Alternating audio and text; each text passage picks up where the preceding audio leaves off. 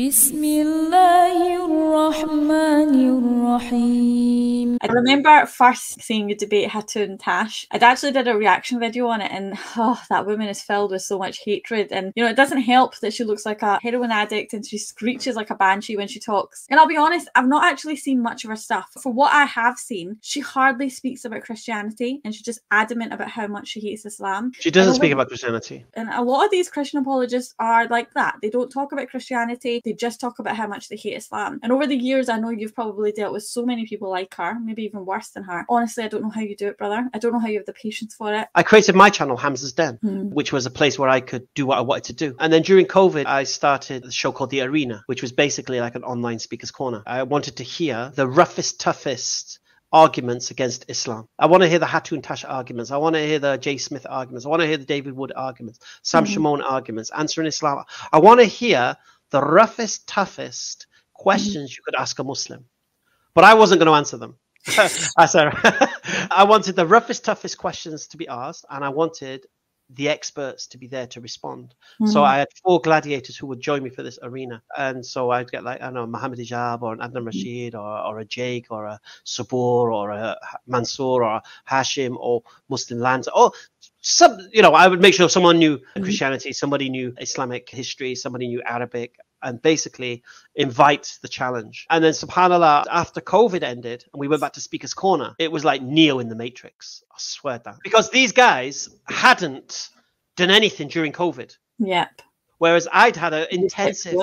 I did an intensive course of arguments against Islam and how to respond to them. So my knowledge just went through the roof at that point. That's when then Hamza'S then came into its own, mashallah. Right. There are people online that dedicate their life to disproving Islam. They won't even preach Christianity. They won't criticize Judaism, Hinduism, or even talk about it. There's just straight up Islamophobia because it's what gets views. And I know you've recently debated guys like this God Logic guy. He's someone that selectively studies Islam just to demonize it. God Logic, when he's been humiliated, he'll clip it up to make it look like he's won. People watch him and other people like him. Most of those people probably aren't Christian. And again, they're probably just anti-Muslim as well. They're just bigots. If he was talking about Christianity and not bashing Islam, nobody would watch his stuff. So I think that a lot of these people do this because Islam is relevant and they need Islam to be relevant. And the only way to do that is to bash Islam. To be honest with you, I believe they do what they do because attack is the best form of defense. Because they don't want to talk about Christianity because they can't defend it. They would rather try to attack Islam to keep the topic as far away they can from Christianity because they can't defend it. I believe that's their strategy. I only care about arguments. I don't care about people. I don't care about their followings, their ego. I'm not bothered. I just want to deal with an argument and destroy that. So it doesn't matter who's presenting it. Now, it's quite funny because, I have so many Avery fans who say, oh, you got smoked, you got cooked, this, that, the other. And my editor, Ben, was saying, wow, this has been so good for you because they're coming to you like cannon fodder. You see what it is? Avery can get away with it. Sam Shimon can get away with it. David Wood can get away with it because they've got very charismatic personalities. Very charismatic, especially that American flex. I mean, they've already got an advantage on us based upon their accent, the way they're so dynamic in where they speak, man. They can slip and slide and they can snake oil salesman it, right? The problem they got is when they're people who watch these debates and come onto my channel and say, oh, you got smoked. Yeah. And I go, really? Remind me what I got smoked upon. What was the argument I presented and how was it refuted? And what happens now is they get stripped naked. Because they don't have the charisma to carry it through, I just crush the argument. Just crush it. And then what happens then is, because you've highlighted the argument and it's been crushed, people watching that learn how to crush the arguments. And this what in turn destroys the arguments. This is why we don't hear Allah as a moon god and that crap anymore. Because it's been dealt with.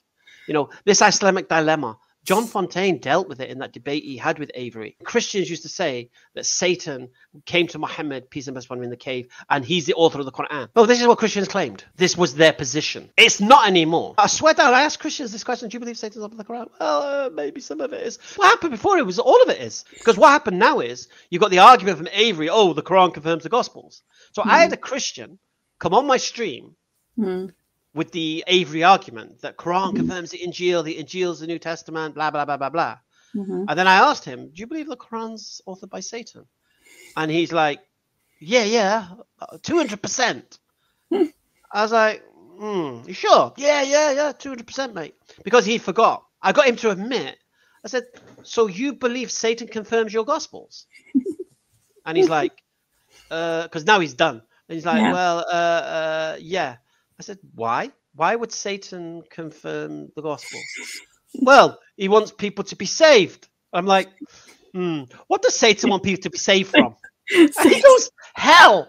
I was like, what? So you're telling me Satan confirms the gospels to save people from hell?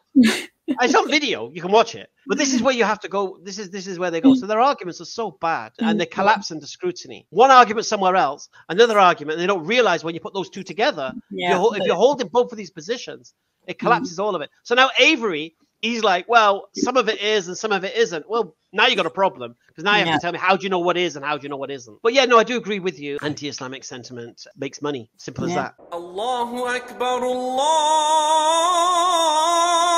Akbar. Allahu Akbar, Allah.